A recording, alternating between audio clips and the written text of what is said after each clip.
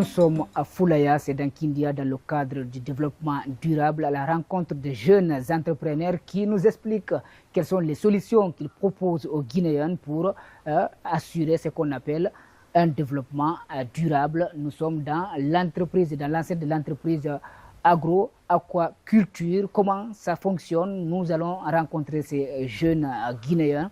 Et d'abord, M. Diallo, qui est à la base juriste, qui est là en tant que, en ce moment, responsable de formation de l'entreprise. Oui. Nous sommes chez vous. Vous nous expliquez d'abord, tout a commencé par quoi? Parce qu'on sait quand même, pour le poisson, tout tourne autour de l'eau. D'accord, et bienvenue, c'est Agroaquaculture. Là, comme vous le dites, la pisciculture, on parle de poisson. Qui parle de poisson parle de l'eau. Et là, ce qu'il faut noter, on a commencé tout petit, donc on n'avait pas les moyens d'avoir un forage. On a commencé avec un puits amélioré qui est tout près d'ici. Le puits qu'on voit comme ça là. Voilà, donc quand Dieu nous a accompagnés, on a eu quelques moyens. On a lancé le forage qui est à côté. Okay. Donc c'est ce forage-là qui alimente tout ce qu'on va voir dans la ferme. Alors on va voir ce qui est, quelle est la chaîne de production. Suivez-moi. Ça commence, alors on est chez vous, c'est vous d'ailleurs qui animez. Voilà. Ah, on rentre carrément dans la maison. Oui. Il y a quoi à l'intérieur? L'écloserie. L'écloserie? Voilà. Ici en République de Guinée? Bien sûr. Des poissons? Oui. Donc avant d'arriver au niveau de l'écloserie, et nous avons une petite salle ici de formation. Okay. Parce que ce qu'il faut noter au départ, nous, on accompagnait juste les promoteurs, on les vendait les alevins, l'aliment et les matériels. Mais on a vu qu'il y a beaucoup de promoteurs qui avaient quelques difficultés. Donc c'est pourquoi on a initié de former les promoteurs. Donc là, c'est une salle qui a une capacité de 20 personnes. 20 personnes. Voilà, donc, par séance de formation. Donc on les forme et on les accompagne. Vous ne laissez rien au hasard. Hein? Voilà. Alors on continue, donc après ça, on doit aller au niveau de l'écloserie. Donc c'est quoi l'écloserie d'abord? C'est une unité de production d'alevins. L'alevin, c'est quoi? C'est les petits poissons, les nouveaux-nés. Donc ce qu'il faut noter, il y a des espèces de poissons que nous élevons ici, les tilapias et les silures. Donc les tilapias se reproduisent naturellement, mais les silures, il faut faire ce qu'on appelle la reproduction artificielle. J'ai hâte de voir. Hein? Voilà. Maintenant, avant de rentrer, il y a des protocoles à respecter. Un protocole? Il faut désinfecter d'abord les pieds. Carrément? Voilà, il faut les tremper dans cette eau. Désinfecter carrément. Ok. Ça, c'est pour éviter quoi? Pour éviter d'infecter l'écloserie, parce que vous pouvez rentrer avec des bactéries et tout. Ok. Voilà. Il n'y a pas que les pieds? Voilà, il n'y a pas que les pieds. Les mains aussi? Les mains aussi. Ok. Voilà. Ok. C'est désinfecté. Voilà. Ça me rappelle un moment. C'est important. Un moment de Covid. Donc ça, c'est avant de rentrer dans l'écloserie. Ok. Ah, c'est ici? Ah, c'est ici. Tout ça se passe ici, c'est ici la cuisine? Voilà. Tout se passe ici. Donc on va aller étape par étape. Ce que vous voyez là, sous forme de bassin, c'est les bacs d'incubation. Ok. Donc quand on récupère les géniteurs, on les isole. Après, on les injecte. Il y a ce qu'on appelle l'hormone pour stimuler les œufs. Pour être beaucoup plus simple, Oui. C'est-à-dire ce sont des poissons artificiels, en quelque sorte. C'est la reproduction artificielle. La reproduction artificielle. Voilà. Mais tout est tiré du poisson. Tout est tiré du poisson. Donc l'hormone, quand on injecte la femelle, c'est pour préparer les œufs. Donc après 8 heures de temps, on vient, on extrait les œufs et on opère le mâle pour récupérer les gonades, là où se trouve le sperme. On mélange le sperme avec les œufs, on met dans ces bacs. Ok, et ce sont les œufs qui sont ici ou bien c'est Voilà. déjà, il y a eu l'éclosion? Déjà, il y a eu éclosion, il y a des larves ici. Les larves? Voilà. Ok. Donc il y a des Est-ce larves. qu'on peut voir à l'intérieur? Oui, c'est possible. La caméra est autorisée? Oui. D'accord. D'abord, ici c'est quoi? Là, on est en train de préparer leur nourriture. Okay. Il y a ce qu'on appelle l'artémia. On est en train d'éclore ici pour les nourrir. Vous savez, ici, c'est leur nourriture. Les larves sont très très petits déjà. Donc, ils ne peuvent pas manger l'aliment granulé. C'est des micro-organismes qui sont dedans. Donc, à partir de là, c'est l'alimentation qui est préparée. C'est l'alimentation. C'est qu'ils pouvaient manger dans le ventre de leur maman. Voilà. Ok. Voilà. Okay. Donc, vous pouvez là, voir. on est dans le ventre du poisson. Vous voyez quelques-uns. Ils sont très petits. Pas facile de le voir à l'œil nu. Ok. Vous pouvez venir par là. Voilà, on voit. Ah. pouvez venir par là. Et par pourquoi là. vous faites des filtres par là? Donc là, ça c'est un système. Ce qu'il faut noter, les écloseries, il y a deux systèmes. Il y a le système ouvert et le système fermé. Ok, Ici, le système, c'est un circuit fermé qui est là. ok, C'est la même eau qui tourne. ok. Donc là, l'eau, vous voyez, ça rentre par là. Vous voyez, ça rentre et ça sort de l'autre côté. Et c'est quoi le câble que je vois là? Ça, c'est l'oxygénateur. Ce qu'il faut noter, ils ont besoin d'oxygène. Ok. Si vous remarquez, même dans les hôpitaux, il y a toujours il y a l'oxygène pour les nouveaux-nés et tout. Ok. Donc ça, c'est Ils les sont oxygénateurs. découverts. Voilà. Ok. Donc là, vous pouvez venir ici. Venez ici. Donc là, on a lancé une reproduction. Vous voyez, je ne sais pas si vous voyez les larves qui tournent là, noires là. Ouais, on voit. Voilà. Mais qu'est-ce qui est blanc comme ça? Ce que vous voyez au fond, ça c'est les œufs non éclos. Ok. Donc là, on doit chiffonner. On a un système, ce qu'on appelle le chiffonnage. On doit faire sortir tout ça. On laisse Donc les juste grands poissons qu'on mange, c'est pas à part de ça? Voilà, c'est à partir de ça. Ok. Voilà. J'espère qu'on va voir les grands poissons aussi. Voilà. Donc il y a d'autres. Et ça, Ici, par là pour aussi. ne pas sauter, ça c'est quoi ça? On arrive. Monsieur Ça c'est Diallo, les petits.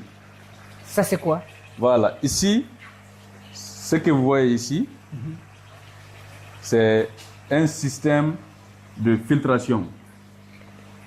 Donc, parce qu'on vous a dit que c'est un circuit fermé, donc c'est la même eau qui tourne Dans tous les autres... dans tous les autres bacs. Ok. C'est très simple.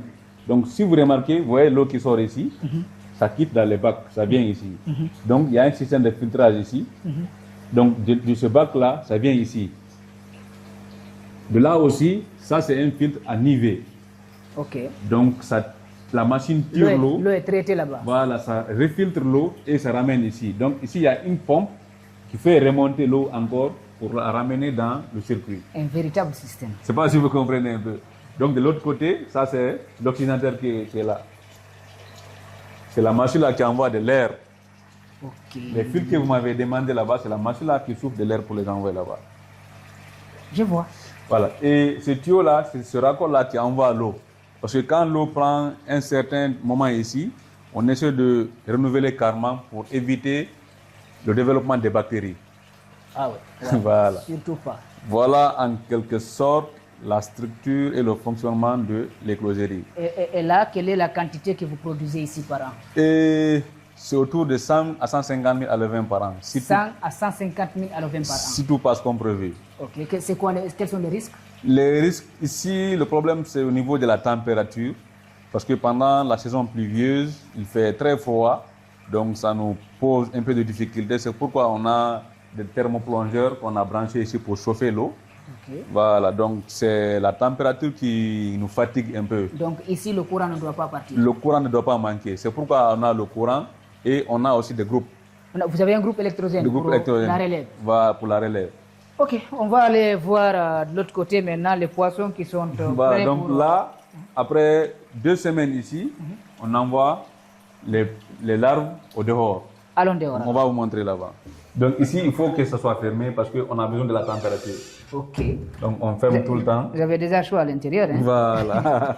Je me demande pourquoi le poisson a besoin d'une chaleur. Pour moi, le poisson qui vit dans l'eau n'a pas besoin de chaleur. Oui, mais dans l'eau, déjà c'est de l'air milieu naturel. Ici, on dit milieu artificiel. Ok. Parce que ce qu'il faut noter avec ces cellules, même dans l'air milieu naturel, ils se reproduisent qu'une fois par an. Ok. Donc, mais ici, nous faisons de telle sorte qu'ils puissent se reproduire tout le temps. Ok. Donc, il faut créer les conditions nécessaires, sinon c'est impossible. D'accord. Voilà. D'accord. Alors, montrez-nous les poissons maintenant, les gros poissons. Donc, comme on le disait, après l'écloserie, c'est ici on envoie les larves. C'est des bacs de pré-grossissement. Donc là, ils sont petits. On ne peut pas les voir, mais on va aller là-bas pour voir les gros. Donc, vous voyez, l'eau est... Tout ça, là, moi, je pensais que il n'y avait rien à l'intérieur. Donc, il y a des Voilà, poissons à il y a l'intérieur. des larves qui sont très petits. Ok. Donc après, vous pouvez venir voir les alevins. Ok. Après ici, on les envoie ici pour les stocker. Donc, c'est ce que vous utilisez? Voilà. Ok. Ah, moi, j'ai déjà ramassé. Ok. Donc ça, c'est les alevins. De combien de mois ou... Ça, c'est des alevins d'un mois et demi. Ok. Donc, si vous vous rappelez, c'est des termes un peu techniques. Là-bas, je parlais de larves. Oui. Et là, on parle d'alevins. Ouais. Voilà. Donc, après les œufs, après l'éclosion, ça vient des larves. Après les larves, c'est les alevins. Ok. Donc, c'est ces alevins-là que nous revendons aux promoteurs piscicoles. Ah, vous suivez jusqu'à ce niveau pour maintenant revendre pour ceux qui veulent se lancer. Voilà. Ce qu'il faut noter, notre entreprise, ce n'est pas seulement pour élever les poissons. C'est pour former aussi. Nous accompagnons les promoteurs. Nous faisons la reproduction, nous revendons aux promoteurs et ils vont élever. D'accord. Je vais voir les plus gros. Et là, il y a quelques poissons qui sont là, qu'on est en train de préparer pour la reproduction. C'est des futurs géniteurs. Ça là, c'est petit pour Voilà. faire remonter ça. Ça, c'est des futurs géniteurs. Ok. On ne peut pas les remonter avec ça. Attendez, on va essayer. Non. C'est des gros. Waouh. Voilà. Ça, c'est des futurs géniteurs. Ok. Ce qu'il faut noter aussi, les géniteurs là, ils ont un aliment spécifique pour eux. C'est compliqué, hein? Vous pouvez tenir ici pour moi. C'est très technique. Donc ça, c'est un mâle. Ok. Ça, c'est un mâle, ça. Donc voilà comment vous allez différencier. Voilà le sexe. C'est un peu allongé. Je n'avais jamais vu le sexe du poisson. Voilà. Hein? Si c'était une femelle, ça allait être un peu arrondi. Mais ce qu'il faut noter chez eux, c'est pas comme chez nous les humains, il n'y a pas d'accouplement. Sérieux? Voilà. Malgré qu'il y a le sexe, mais il n'y a pas d'accouplement sur cette espèce de poisson-là. Les reproductions, c'est quoi? Le mâle va venir bien aménager un endroit. La femelle prend les œufs à cet endroit. Le mâle revient arroger avec son sperme. Wow. Voilà, c'est comme ça que ça se passe. Wow. Donc, il n'y a pas d'accouplement. On a appris. Et- Ici, il n'y a que des mâles ici. Non, attendez. Ça, c'est une femelle. Ok. Donc, vous voyez, contrairement à l'autre, ici, ce n'est pas allongé. Oui. Mais sans même voir le sexe, on peut déterminer, Pour ceux qui le savent. pour ceux qui le savent. Par exemple, si vous remarquez un peu, ici, le ventre est un peu ballonné. Oui. Donc, quand vous voyez, sans même voir le sexe, vous pouvez déterminer son sexe. Et quand vous voyez le ventre est ballonné, c'est que C'est une femelle. C'est une femelle. Voilà. Donc, celui-là, c'est un mâle. Vous voyez, c'est Ouais. allongé, Ouais. mais ce n'est pas ballonné. C'est skinny. Voilà, Ouais, c'est c'est- skinny. Voilà. Ressa TV va vous montrer des merveilles. Voilà. On va où? Donc, par là aussi, il y a d'autres ici. On n'a plus besoin de ce que je détiens là. Voilà. Non, venez par là. Ok. Ça, on était avec des silures. Et par là, Ah, ça aussi c'est pour l'oxygène. oui, Ok. ça c'est l'oxygène. Ça. Oui, Ok. oui.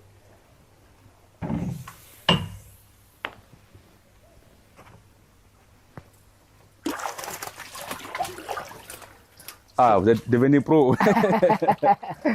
Je vois. Voilà, hein. alors, donnez ça. Voilà.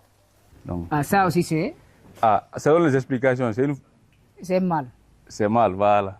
Déjà, vous avez compris la leçon. Nous, à l'enfance, on nous disait que si ces urines te touchent, tu deviens pauvre pour la vie. Non, ça c'est hors de question.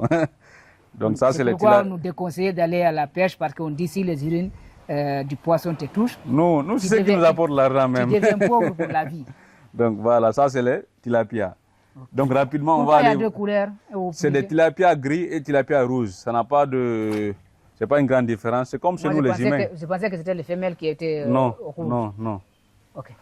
Donc, vous pouvez venir ici voir les gros poissons. Ok. Ça, c'est un bac de 10 mètres cubes. Dans ce bac, on peut élever Et environ 1000 poissons silures. 1000 poissons. Voilà la manière dont on pêche les poissons. Ok. Voilà. Waouh.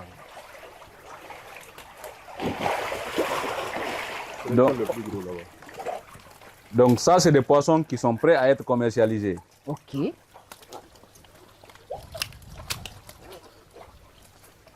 Oui. Donc ça peut faire une bonne chose. Très bonne sauce. Donc ce qu'il faut noter, ça c'est les silures. Donc on peut les consommer frais, tout comme on peut les consommer fumés. Ouh. Voilà. Tout comme on peut les consommer fumés. Donc, eux, avec les concours, c'est la même famille, mais il y a une petite différence. Ouais. Donc, on peut le fumer comme les concours. Ok. C'est très délicieux. Et il y a moins d'os ici. Moins d'os. Voilà. Il y a beaucoup plus de chair que les concours. Ouais.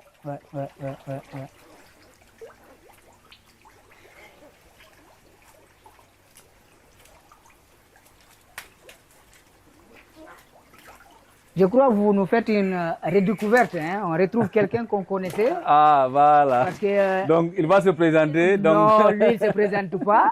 Lui, c'est Amadou Ribari, il est journaliste, on le connaît. Voilà. Mais on ne sait pas qu'est-ce qu'il cherche à bord d'un barque. On fait de la pisciculture ici, l'élevage des poissons comme vous le voyez. Ici, on est dans un Du journalisme à la pisciculture. Ouais, tout à fait. Comment est-ce possible? C'est possible. La pisciculture, il faut avoir de la passion. Quand tu as la passion, il ne s'agit pas forcément d'aller dans les écoles. Parce que moi, beaucoup me demandent, est-ce que tu es sorti de quelle école? Je dis non. Moi, je ne suis pas allé apprendre dans une école. J'ai appris avec mon maître qui est mon associé, Agui Boubari. On va aussi voir mais le maître associé là. Ouais.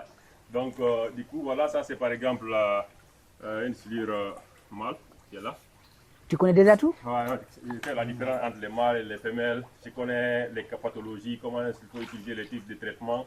Donc, c'est de la passion. Donc, quand vous êtes passionné, vous pouvez arriver, même vous. Même si vous n'êtes pas. Comment tu te sens ici à l'intérieur? Je me sens à Est-ce que les poissons te touchent? Ah non, ils me touchent, mais ça ne fait rien. C'est des silures. Vous voyez, même vous pouvez mettre votre main dans la bouche, ça ne fait rien. Je pense que les poissons, ils peuvent vraiment vous manger, mais vous avez vu, ça ne fait rien. Et Aoubé, dis-nous, tu as déposé le micro? J'ai suspendu le micro et la plume. Pour l'instant, je me focalise toute mon énergie sur le développement de la pisciculture dans notre pays, en République de Guinée, pour pouvoir concurrencer les autres pays, ou bien venir à la hauteur des autres pays qui sont en avance par rapport à la Guinée. Je peux citer le Mali qui est tout près, la Côte d'Ivoire, le Bénin, le Burkina Faso, le Ghana, le Cameroun, le Nigeria. Ce sont des pays qui sont beaucoup plus en avant dans le cadre de la pisciculture, alors que nous, on a une ressource rare dans la pisciculture, c'est l'eau, la disponibilité de l'eau de façon vraiment abondante en République de Guinée. Et avec ça, on peut développer de la pisciculture. On peut produire pour une production nationale et faire l'excédent, exporter surtout les poissons fumés qui sont très frisés dans les marchés africains, en Europe et aux États-Unis. Merci beaucoup. Nous allons voir maintenant le maître que je vois de l'autre côté, c'est maître Barry. On va lui donner le micro. Avant d'arriver, je vais vous montrer. Ah, tu veux, il y a une autre surprise qui nous attend? Une autre surprise qui est là. Ok. Donc, ça, c'est pour ceux qui font l'agriculture, c'est une bonne nouvelle pour eux. On peut lier la pisciculture à l'agriculture. On est dans un champ maintenant. Voilà. Donc, parce que l'eau des poissons là, au lieu de vider et gaspiller cette eau, on peut l'utiliser pour arroser. Okay. Donc là, on a fait des aubergines. Et puis, l'innovation qui est là, c'est hors sol. Maintenant, les pneus qu'on jette par-ci et par-là, qu'on brûle dans les manifestations, nous, on les a récupérés. Ici, on met de la terre avec les compostières et tout. On fait des aubergines. Donc là, voilà le système d'irrigation qui est là. Quand on tire l'eau des bacs, on envoie dans cette bassine. Et à son tour, ça arrose goutte à goutte. Ok, c'est le système goutte à goutte. C'est le système goutte à goutte. Okay. Donc ces aubergines-là, c'est des aubergines bio. Non seulement ça, on peut utiliser pour notre propre consommation, mais on peut revendre aussi. Je vois. Donc les formations qu'on vous a expliquées, parce qu'au départ, on a fait des formations spécialement sur la pisciculture. Mais finalement, ça a ouvert d'autres portes. Voilà, ça a ouvert d'autres portes. On a intégré l'agriculture à la pisciculture. Donc ce que vous voyez là, c'est des personnes qui sont venues suivre une formation avec nous. Et lors de la formation pratique, c'est eux qui ont planté ça. Ok, mais je vois aussi des poulets à l'intérieur. Voilà. Des poules. Donc vous voyez des poules aussi. Donc c'est, comme l'a dit M. Barry, c'est sous forme d'une ferme intégrée au fait. Ok. Donc il y a des poules, on avait des lapins qu'on a écoulés, qu'on a déjà vendus. Waouh, des lapins? Oui, des lapins. On avait des cailles aussi. Des cailles? Des cailles, oui. Vous me rappelez Ramadan Diallo, DKR, du côté du Breka. Voilà, on avait des cailles qu'on a revendues aussi. Mais au fait, c'est une ferme intégrée en un mot. Okay. Donc tout est lié. Parce que l'agriculture aussi, quand on faisait des salades et sous, on récoltait, on nourrit les lapins avec. C'est un circuit. Voilà, c'est une chaîne. Donc les fientes de nos poulets aussi, on prenait ça pour mettre au niveau des choux et salades.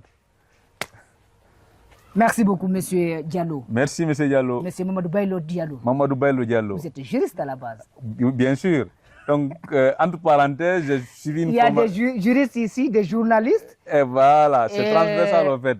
Il est juriste aussi. Ah, on va lui donner le micro.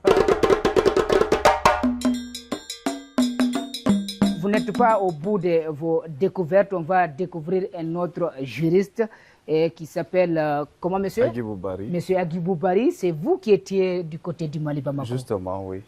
Comment vous avez fait la rencontre avec le journaliste devenu pisciculteur et vous-même juriste devenu pisciculteur? Comment la rencontre s'est faite et qu'est-ce qui vous a poussé de revenir dans votre pays pour travailler? Merci de m'avoir donné la parole. Je suis Bari Agibou, le gérant de l'entreprise agroaquaculture. Ok. Donc la en tête 2019, pensante. oui, un peu ça. Donc en 2019, j'avais déjà une idée à travers les recherches d'aller se former dans la pisciculture et l'aquaculture en général. Donc après avoir suivi des formations au Mali et puis en Côte d'Ivoire, j'ai eu une offre avec Koudish Mali que j'ai fait pratiquement 2 ans avec eux en 2021. À Bamako. Oui, justement à Bamako. J'ai vu que c'est quelque chose d'atout, d'avantage pour la jeunesse guinéenne. Donc, qui m'a permis de créer d'abord une page. À travers cette page, à chaque fois que je publiais nos activités, je voyais des réactions guinéennes. Des gens qui me demandent, vous êtes où? Donc ça, c'est l'impact positif des réseaux sociaux. Voilà. Donc, à travers ça, je me dis, pourquoi pas laisser tout venir voir comment réaliser ça ici. Parce que je me dis, c'est nouveau. Donc, à travers un projet qu'on avait eu à Sigiri, et ils nous ont fait appel. Donc, on a commencé le projet à Sigiri. Entre-temps, je continue toujours de publier sur ma page. C'est toi que j'ai déjà rencontré AOB sur les réseaux. C'était ça la question. Oui. Donc, AOB et vous, le journaliste, oui. c'est à travers les réseaux sociaux que vous vous êtes connus. Justement. Avant de vous rencontrer. Oui, lui, il voulait partir se former et moi, je voulais rentrer. Revenir former les autres. Voilà, donc en échange, j'ai accepté de rentrer. En premier temps, j'ai commencé à Donc, c'est lui qui vous a poussé de rentrer. Et ça fait partie aussi. J'avais déjà une idée de rentrer, mais ça fait partie aussi de son courage et de me parler de la Guinée, que j'ai laissé à un bon moment avant de revenir.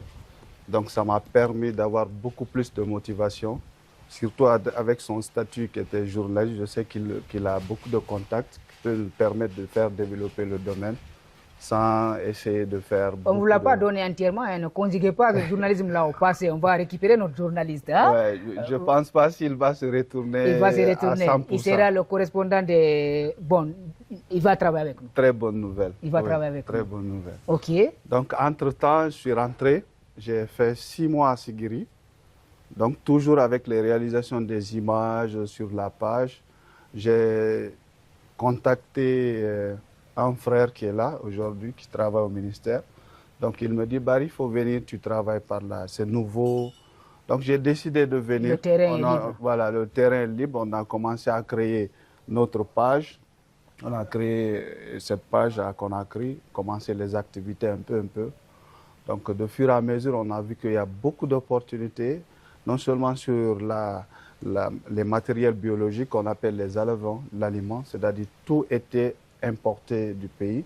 Et c'était rare aussi de trouver sur le marché. Et nous, on avait déjà un circuit donc, qui nous a permis d'être aujourd'hui parmi les meilleurs dans ce domaine-là. Donc, si je note bien, vous ne regrettez pas de rentrer en Guinée et de travailler? Non, du tout. Je ne regrette jamais de rentrer chez moi, de faire développer le calendrier quelque chose. de retour au Bamako est... Non, à Bamako, je pars là-bas juste pour des visites parce que j'ai des amis. Et il y a toujours des projets pilotes entre moi avec ceux de Bamako qui nous permettent parfois d'avancer ici. Mais vous êtes déjà maintenant enraciné. Enraciné même, là c'est soudé, on ne veut plus quitter en Guinée. Merci Agibou Bari, juriste à la base. Maintenant, il est ici formateur, il pilote cette entreprise. C'était une découverte pour nous et pour vous sur Khessa TV. Khessa TV à travers le site khessatv.net. C'est la télévision verte, première télévision consacrée entièrement à l'agriculture. Merci. Au revoir.